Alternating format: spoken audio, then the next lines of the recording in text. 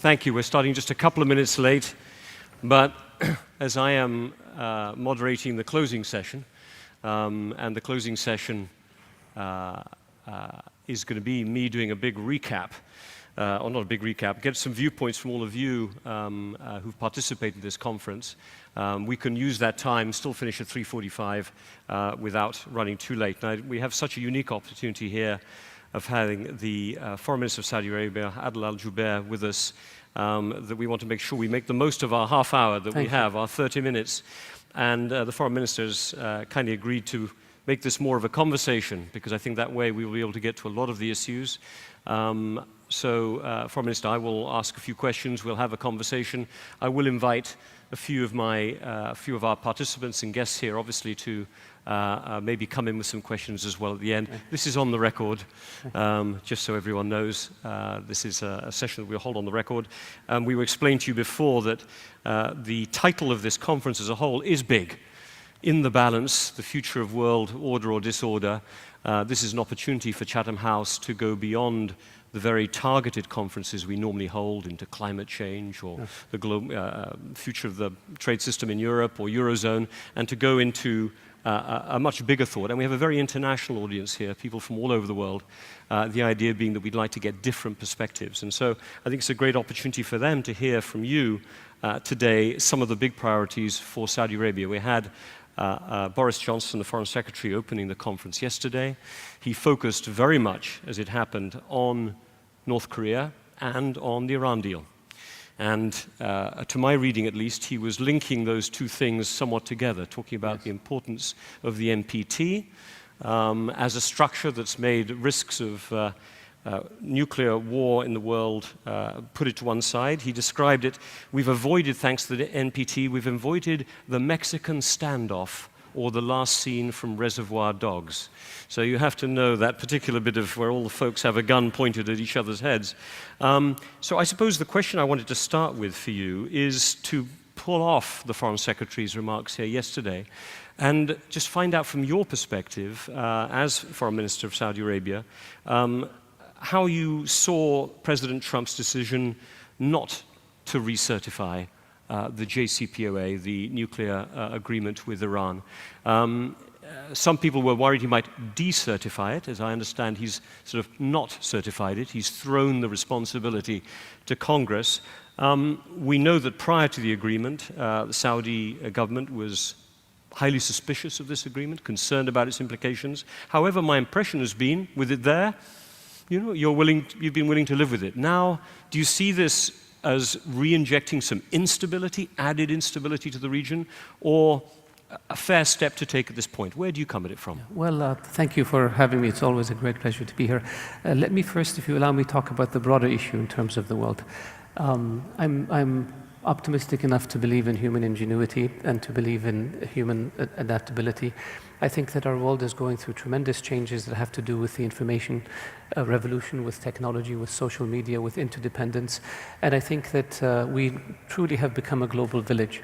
What happens in one part of the world can have an immediate impact halfway around the world, and we have to find a way to deal with it and to adjust to it. So I think there's a lot of opportunity, and I think the world will come out of it once we go through this adjustment process in a much better position than we were prior to entering it. Every time you go through periods of change, inevitably you have some instability, and I think that's what we're seeing. But we're not seeing the end of the world. It's not there. We're seeing the beginning of a new world, and hopefully a better world, and a more resilient world, and a stronger world. With regards to the issue of the Iran nuclear agreement, we always maintained that if an agreement will prevent Iran from ever acquiring a nuclear capability, if an agreement has ironclad inspections mechanisms, and if an agreement has snapback provisions in case Iran violates it, that we would not be opposed to it. This is what we were assured of when the agreement was made. But then what happened is we realized that Iran took advantage of the resources it got in order to fund its nefarious activities in the region.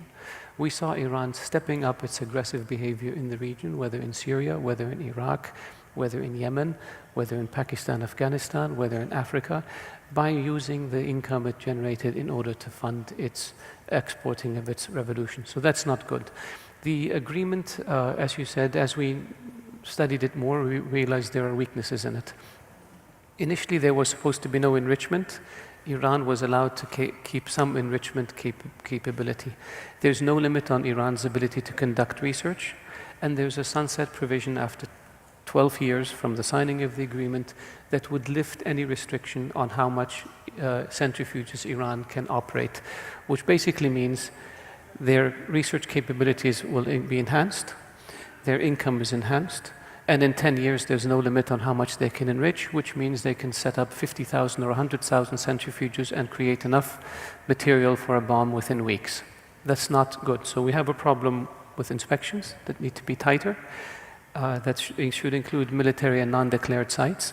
We have a problem with the sunset provisions, and I think that's the position that President Trump articulated, and we're very supportive of it. He has also made it clear that Iran must be held accountable for its support of terrorism and for its ballistic missile program. And that's something that we have been advocating for many years, and so we're very supportive of it. We believe that the Iranians need to understand that they cannot continue business as usual with death and destruction in the region. The behavior that they've exhibited in the past, funding terrorism, supporting terrorism, blowing up embassies, attacking embassies, trying to interfering in the affairs of other countries is not acceptable, and that there will be consequences to the Iranians. And this is what President Trump has said, and we are very supportive of this, I believe, as well as our allies in the region.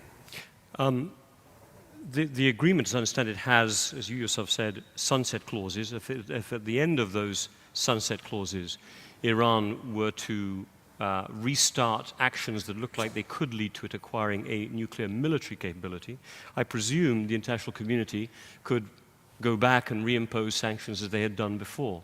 So is it that the agreement is fundamentally flawed because it has a sunset clause, or are not the, as they call them, snapback mechanisms and the capacity at the end of the agreement to go back to another agreement, are those not sufficient protections? Or were you hoping that the agreement somehow would spill over as well to its broader regional activities? It has to. It has to. People are worried about Iran with a nuclear weapon. If they're causing all this mischief without nuclear weapon, what would they do if they had the bomb? The issue of should there be a sunset provision and the limits on enrichment are removed, and Iran has the capability to enrich enough material for a bomb within a matter of weeks, that's very dangerous.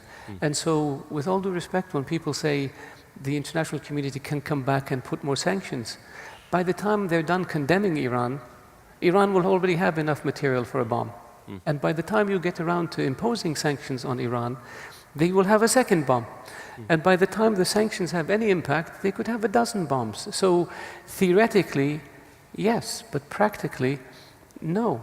But if one were to scrap the agreement today or allow it to lapse somehow, it's still going to take 1 or 2 years. It will be done unilaterally if it were done by the United States. It won't have the support, probably, of the EU, probably of China and Russia, probably, in which case you're also going to end up in a situation where this would take a long time. I'm trying to understand what could be gained from allowing an agreement, as imperfect as it may seem, but one at least that buys time to simply recreate the moment of instability that existed prior to the agreement again today. Yes, I believe, and I wouldn't be presumptuous to speak for the Trump administration, but I believe the position of the Trump administration is that the agreement has to be improved, that the agreement is weak as it is now, in particular with regards to the sunset provision and with regards to inspections, that Iran must be held accountable for its nefarious actions outside of this agreement if we want this agreement to have any importance. I believe that the not certifying has to do with Iran's overall behavior, including the shortcomings of this deal. And I believe that that's the objective. There are efforts underway as we speak in the US Congress to impose sanctions on Iran with regard to its support for terrorism and with regard to its ballistic missile program. And I think those will proceed, and the international community needs to support those in order to send a very strong message to Iran that your behavior, your nefarious activities have consequences. As we're talking, we're a conference of big ideas here, let me ask you maybe an unfair question, but if you look ahead 10 years' time, 15 years' time maximum, do you think we will still only have 8 or 9 countries with nuclear weapons capability in the world, as Boris Johnson pointed out yesterday, one of the great successes, as he said, of the NPT? Or do you think we're almost inevitably on a slippery slope to a broader use of nuclear weapons to guarantee country security around the world, including in your region? I think if we can stop the Iranians from ever acquiring nuclear weapons, it will go a long way towards stopping the proliferation, in particular in our region. Because if Iran acquires a nuclear capability, there are other countries in the region that will seek a similar capability, and then the genie's out of the bottle. Let me turn quickly, as we have so little time, and each of these issues could be worth a whole half an hour in themselves. On Iraq, there was a meeting, as I understand, yesterday, I think you hosted, maybe yesterday or the day before, Secretary Tillerson, and discussed in particular how to stabilize Iraq after this extensive period of trying to eject ISIS, after it seems that the government seems to have controlled at least the Kurdish situation to a certain extent. This must obviously be an incredibly important country from a Saudi perspective, given the risk that if it were to collapse in some form, the kind of challenges it would pose on your border. What can you offer, do you think, Saudi Arabia to Iraq? What can its neighbors offer in the GCC more broadly that's going to help at this time? Is it about security? Is it economic aid? And what are you looking for in return? Iraq is a neighboring country. Iraq is a country with which we have historic ties, familial ties, tribal ties. We are both Arab countries. We're both oil exporters. The problem we had in the past was the political system in Iraq was not friendly to Saudi Arabia in the 60s and 70s and 80s. And then we had Saddam Hussein's invasion of Kuwait, and then we had the American invasion of Iraq. So the closeness of Saudis and Iraqis, we have families who migrated from the Arabian Peninsula centuries ago to Iraq, and many of them came back after the third Saudi state was established by King Abdulaziz. And so many of our prominent families have ties, very personal ties with Iraq. Many of the tribes in the Arabian Peninsula extend into Iraq and vice versa. So the closeness of our ties with Iraq on a human level are much closer than what we had at the political level. We have made a decision, the custodian of the two holy mosques, that we want to engage Iraq and open up to Iraq. And so we began a series of visits, high-level visits. And we established the Saudi-Iraqi Coordinating Council, where we want to institutionalize the relationship. We opened up border crossings. We established commercial airline links. We're opening up a second consulate in Najaf and another one in Basra. We are we have trade shows. As we speak, the Saudi Arabia has an expo in Baghdad. We want to coordinate with Iraq on all levels. And we believe that this will contribute to stability and security in the region, as well as help Iraq. We want to invest in Iraq. Iraq is a very wealthy country. Iraq has no need for aid. Iraq needs investments, and Iraq needs to rebuild after a very difficult period of time that they went through since the invasion, Saddam's invasion of Kuwait, and then exacerbated by the fight with Daesh. So we want to be their partners, and we want to put the relationship at the level that we believe it should be, which is a very high, very strategic level.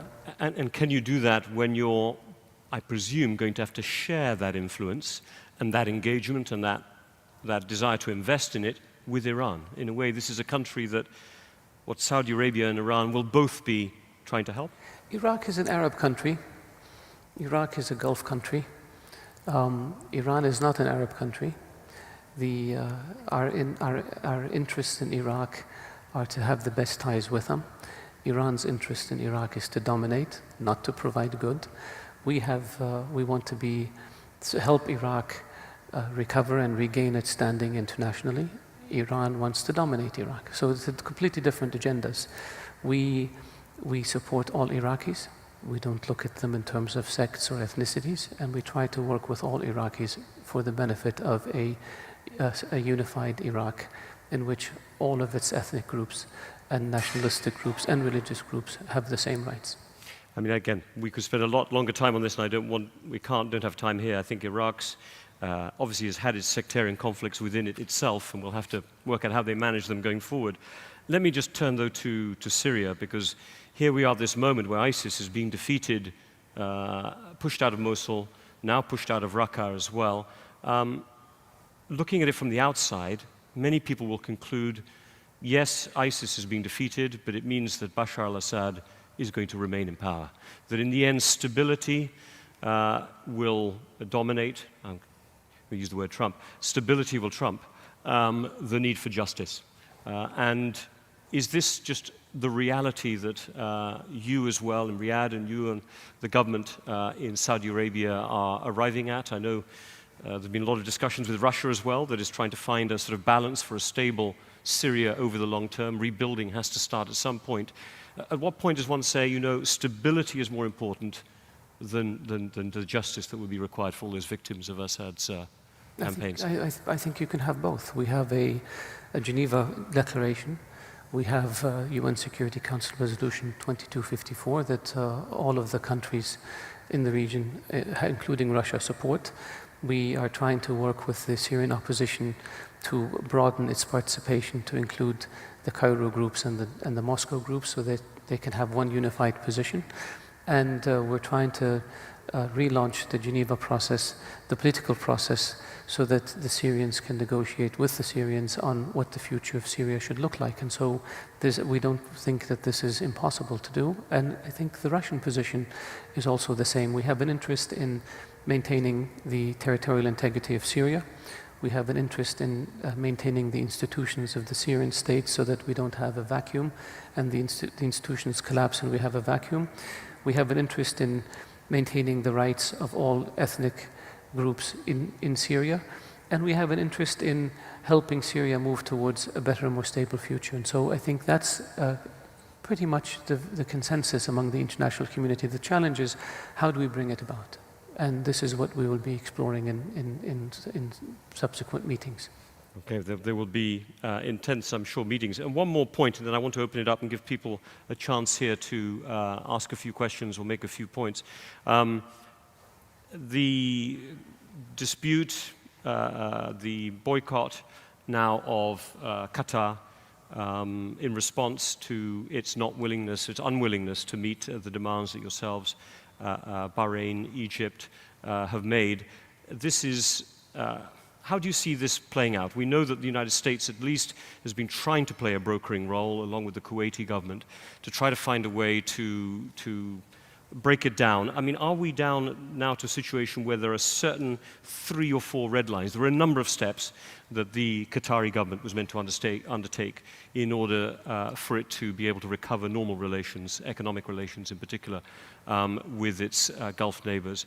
But as you look ahead, where are we on that journey? Are we as far today as we were back in June when the boycott was first declared? Has progress been made? You know, having another conflict in the region is hardly helpful, as you will, of course, appreciate at this time. What can you tell the group here about where things stand? It all lies with Qatar. We are saying no to supporting terrorism, no to funding terrorism, no to harboring fugitives and wanted terrorists, no to incitement and hate speech, no to the interference in the affairs of other countries. We find it unacceptable that media platforms would be used to justify suicide bombings by senior religious figures. That doesn't help when we're trying to combat extremism and terrorism. We find it unacceptable that terror financiers who are on United Nations lists and US lists, forget our list, are operating freely in Qatar. That's not acceptable. And so we took the steps that we took. We find it unacceptable that the Qataris would provide citizenship to citizens of other countries so they can leave their countries and come to Qatar. You don't do this. You don't engage in efforts to destabilize countries in the region. What interest is gained in doing so by the Qataris? We came to a point in 2013, 2014 where we said enough and we recalled our ambassadors. The Qataris agreed to take a series of steps and they didn't implement. So now we said enough is enough. You've got to change your ways if you want to be a normal country. This is dangerous for you as well as it is for us. We have no interest in punishing Qatar. We want Qatar to change its ways. The problem we have is we have a country that's in denial. They don't believe they have a problem. And as a consequence, they don't believe they have to fix it. But what have the Qataris done since we took the steps that we took? They have signed an MOU with the US on terror financing, which they had refused in the past. They have now American Treasury officials in their banking system, which they had refused in the past. They've changed their laws in order to allow the introduction of evidence provided by foreign governments, which they had refused in the past. They have begun to, as a consequence of this action, Hamas gave up the Gaza Strip and handed it over to the Palestinian Authority. This is all good. And so we expect, as this goes forward, that the Qataris will recognize that they have a problem and they will go into introspection and deal with the problem. This is not about humiliating anyone. This is about getting somebody to do the right thing. But you would argue then, if I'm trying to hear this carefully, some progress has been made, if not enough. Is that what I heard through that list? It depends on what they do now that they've changed their laws. Are they going to convict people and imprison them? Mm-hmm. What are they going to do with the Muslim Brotherhood individuals who are fugitives from Egypt? Are they going to keep them there, or are they going to deport them? So there are a number of things that the Qataris have to take, and the most important one is this problem cannot be fixed unless there is an acknowledgement that there is a problem that needs to be fixed.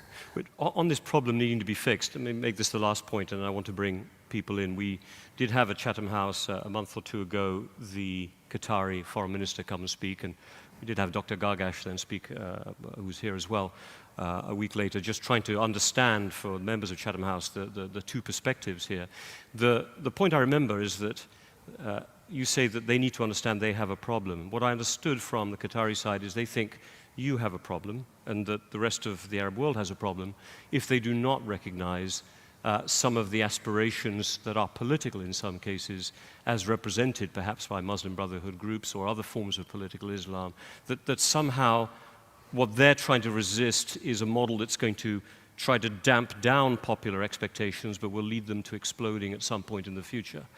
And they've been used, one might argue, by some governments, including in the West, quite often, to try to explore conversations with those groups, hence having so many people, as you said, yes, in Doha. I presume you would reject this idea that there's a problem that in a way you're storing up, I say you, that the Gulf community is broadly storing up by trying to sort of repress some of those political aspirations. You reject that? Yes, I think the problem is broader than just the Muslim Brotherhood. The problem is terrorism. The problem is terror financing. The problem is harboring individuals who are wanted for financing terrorism. The problem is not bringing them to justice. The problem is interfering in the affairs of other countries and trying to destabilize them. You don't do this if you want people to deal with you as a good neighbor. We in Saudi Arabia have a problem. We acknowledged it, and we dealt with it. We have zero tolerance when it comes to extremism. We have zero tolerance when it comes to terror financing. We have revamped our charities. We have changed our banking systems. We have looked at our education system. We have stopped extremists from preaching, and we punish them when they do. That's recognizing you have a problem and dealing with it. The Qataris are still in denial. They don't think they have a problem, so they talk about different things and they try to shift the subject. We're under siege. There is no siege. Do you see Saudi airplanes flying over Qatari airspace? Do you see Saudi warships blockading Qatari ports? No.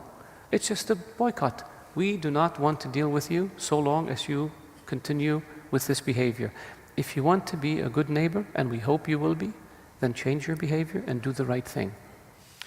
I've got a couple more points I can make, but I'll get 2 or 3 comments in because I think we have such limited time, and I can keep track if you don't mind, Foreign Minister. There's 2 questions here which I'll take, and I'm looking around there as well, but a few cropping up there. If you go please to the middle of that row. Yeah, you first, and then we'll go to Amina afterwards. You introduce yourself, please. Yeah. Your forenamesake Adel, Hamezia, University of Oxford and SOAS. Following on from the last points on the Gulf crisis, the Qatar crisis, earlier this afternoon, I think it was this morning, at the Future Investment Initiative, we heard about this great announcement of NEOM Special Economic Zone, which is likely to span 3 countries, Saudi Arabia, Jordan and Egypt, 26,000 kilometers squared. following this sort of capricious move, perhaps, according to some commentators on Qatar, from a political risk perspective, what would you say to investors looking in at a project like this? Of course, I'd love it to succeed, but from a sort of realist perspective, what do we say to investors at a time when such matters can move on? And a slight question, that was more of a comment.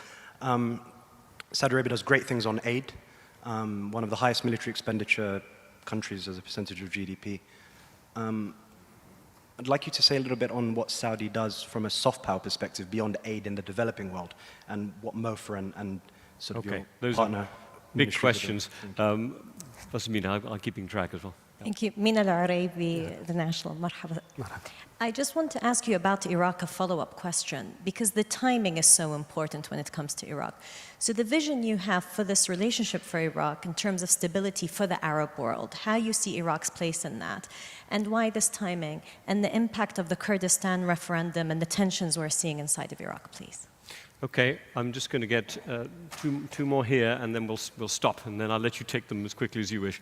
Let me just write it down. Well. Yeah, and I'm getting old. Yep, just hold on a second. Yep, exactly, because we've got the first one was about, how does investor one confidence follow through on the investment promises given the political risk, something on soft power versus military spending, and then the Iraq question so far. Yeah, please.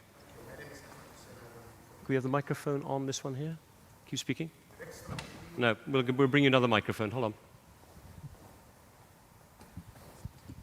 Thank you, sorry again. Your Excellency, do you agree with the observers that the continuation of the Gulf crisis is weakening the Gulf countries in front of Iran? And also, the continuation of the same crisis also is affecting the counter-terrorism efforts in the region? My last question is about the recent criticism from the Prime Minister of Iraq, who criticized Rex Tillerson, the Foreign Secretary of the United States, about his remarks about the Iranian-backed militias, asking them to go home or something like that. Do you see that the Prime Minister Abadi criticism to the Secretary of the State, United States Secretary of the State, is a setback actually from the effort that has been done and achieved in Saudi Arabia recently? Iranian-backed militias, I got the end of that one. Yeah. Last question, the gentleman there. Yep.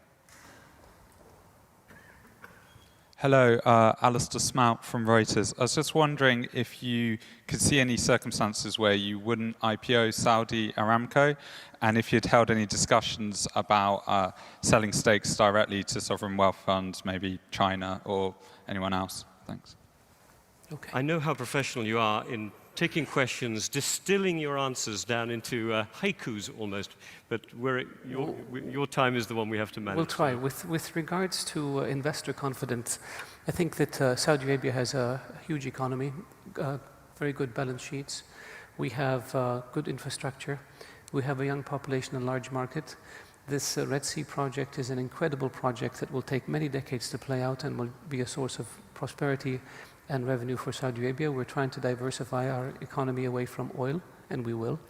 We're trying to create a society in which there is innovation, in which the energy of our youth is unleashed, in which we have accountable, transparent, efficient government. We want to open up new areas of investment, both domestic and foreign investment. We want to be a partner with the world. As we speak, the world's largest gathering of fund managers is taking place in Riyadh, Saudi Arabia, where we are looking at what investment opportunities are there for the future. Robotics, artificial intelligence. Where's the next wave that we can be a part of? And also to showcase the Kingdom of Saudi Arabia as a destination for investment. So I have no worry about the investor confidence. The Qatar issue is very small. It's a non-issue. We are dealing with huge issues. We're dealing with transforming a country. We're dealing with transforming a region. We're dealing with the challenge of Iran. We're dealing with the challenge of extremism and terrorism. We're dealing with Syria. We're dealing with helping Iraq. We're dealing with Yemen. We're dealing with stabilizing Libya. All these issues are much, much more important than Qatar. The Qatar issue is very small. The Qataris have to take certain steps and change their behavior and stop doing things that undermine what we all are trying to do, and things will return to normal. But the notion that this is hampering the Gulf or helping Iran, we don't subscribe to. The issue of Iran being stronger vis-à-vis the GCC. Quite the contrary. I think the other side, if we can change Qatar's behavior, we in the GCC will be much stronger in confronting not only Iran, but extremism and terrorism. With regards to Iraq's role in the future of the Middle East, Iraq has been a key country for centuries. Iraq has been the Iraq of the Abbasid Empire, has been a model to the world in terms of science and literature and achievement and progress. And every Arab and every Muslim is very proud of our Iraqi heritage, because that's part of who we are, and we want Iraq to have play its natural role in the region as a key country in the Arab and the Islamic world, and as a partner of ours. And we stand ready to work with Iraq in this area. The issue of Kurdistan is unfortunate, and we believe it should be resolved through dialogue within the framework of the Iraqi constitution.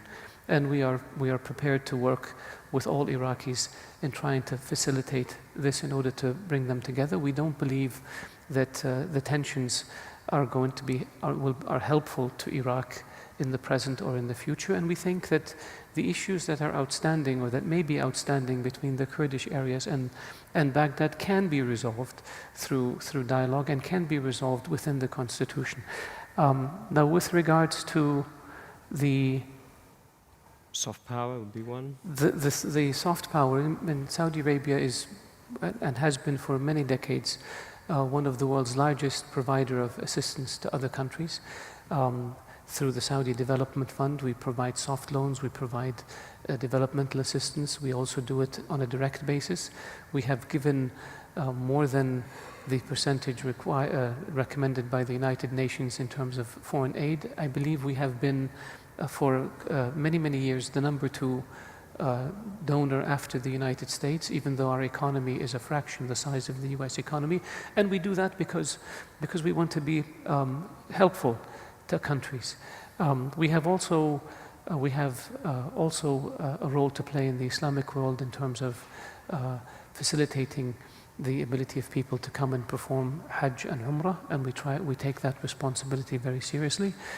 So this is what we are, and now we want to lead by being an innovative, progressive, dynamic society by implementing our Vision 2030, where I said earlier we want to be able. We have 70% of our population is under the age of 30. They have hopes, dreams, and ambitions. We want to help them achieve those hopes, dreams, and ambitions. We want them to be innovative, dynamic. We want them to produce energy and jobs and take the country to a much higher level than we are now. And this can be done if we empower women, if we make our government more transparent and more accountable and more efficient, and if we create the environment and the atmosphere in which our population can excel. And this is what we're doing as we speak. And so go back to your original question of investor confidence. I believe investors are looking at Saudi Arabia now and saying, much more dynamic, much more visionary, much more on the go. The vision that Saudi Arabia has is aligned with the policy that it is pursuing. And I would expect that investor confidence skyrockets, not goes down. When we tried to float, and we did, a bond offering, I believe it was oversubscribed 3 or 4 times, which indicates the confidence that investors have in Saudi Arabia. Do you want to say something about the IPO or not last, or would you rather? The IPO, I'm the Foreign Affairs Minister. We don't do IPOs. But what I can say, and this is really not my expertise, is that the decision has been made that we will go with the IPO in order to float the shares of Aramco, and there are discussions in terms of where and so forth. But I think in terms of the decision and the timeline, that's pretty much set. I'm going to do one last question to you because it will segue to our final panel, which is going to go straight after this. So when the Foreign Minister has to leave, I'd please ask you to stay in your seat so we can flow straight through. But this is a conference, as we said, about world order. How do you think, how essential is America's role still in the stability, the future security of your region?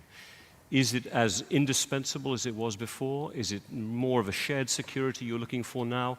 What's changed, do you think, in the last 2 to 5 years? I think the US role in terms of security in the Middle East is indispensable. Indispensable. Indispensable.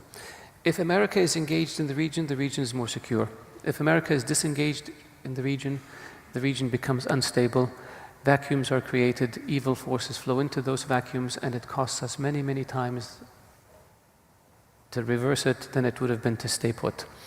I think where we started about the changes in the global system, I think we have a situation where the US is the largest country in the world in terms of its footprint.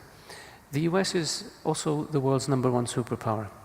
The US understands that it has a role to play and must play in the international system.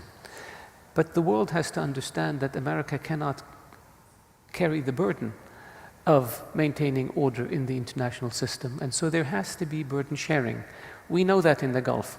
In Saudi Arabia, in the Emirates, we are partners, we pay our own way, and we know that we have a responsibility to do this.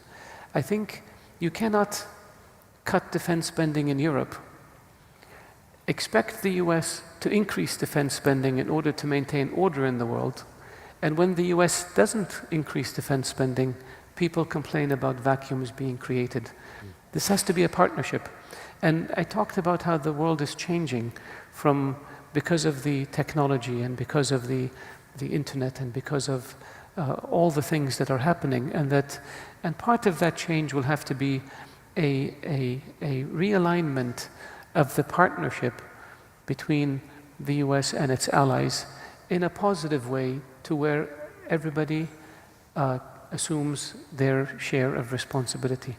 The UK has an interest in a stable world. Germany has an interest in a stable world. Saudi Arabia has an interest in a stable world. We are a huge investor in the world. We are the world's largest exporter of crude. We have the 2 holy places, which gives us access to 1.5 billion Muslims. If the world system suffers, we suffer. So we have an interest in stability. And in order to further those interests, we have always carried our burden. And I think that realignment has to come with ways of seeing how the partnership can be made more efficient. I don't believe the US is retreating. I don't believe the US has an interest in retreating. I think that the US, quite the contrary, President Trump believes in America playing its role in the world. But he also believes that allies have to carry their fair share in helping with this world. And I think it makes for a better and stronger partnership all around. So that's where I would end up. Well, thank you very much for making that comment, because it will serve as a perfect segue to the next panel. Thank you very much, Foreign Secretary, Foreign Minister, for making the time to come and participate, share your views with this panel. It's really helped kind of bookend the event after the Foreign Secretary, British Foreign Secretary's participation yesterday. Look forward to keeping in touch. Could you please give a very strong hand? Thank you. Thank you. Thank you very much. Thank you. Please stay in your seats while we get the chairs on.